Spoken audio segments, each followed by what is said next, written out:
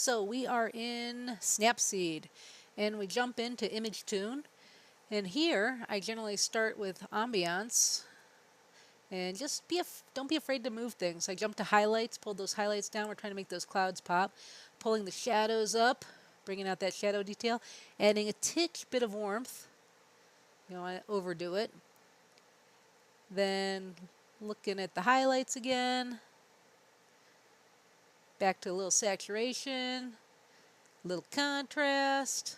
Be careful not to lose definition in the contrast. A little brightness, and then I said okay. Then I'm going to go back to Image Tune and just hit Ambience again. See, it's becoming more intense the second round.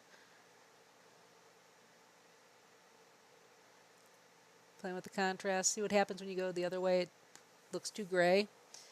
So I'm just playing, and remember we're just using our finger to move this slider. Highlights, shadows, darken them down a little bit.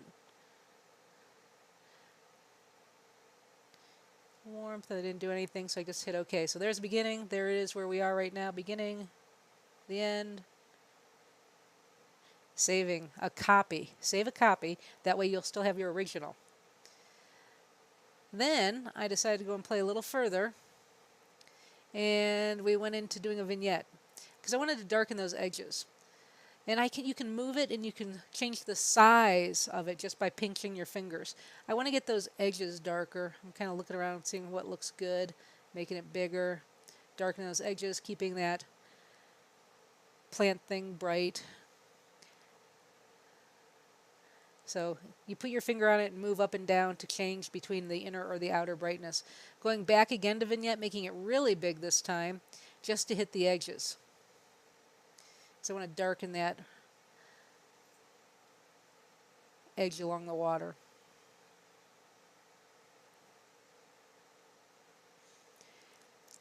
And played with a little inner brightness. Before, after, before, after.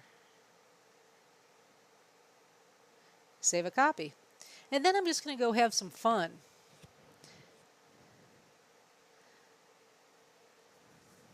Trying to decide what to do, what to do, what to do. What will I pick? Don't be afraid to explore and play.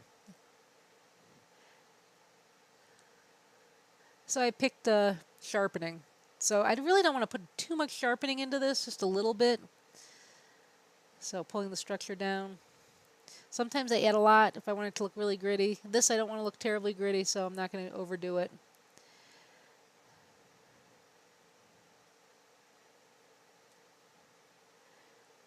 Then I'm playing with the vintage look. So I just want to show you some of the looks that you can just throw over top of things. But I said no.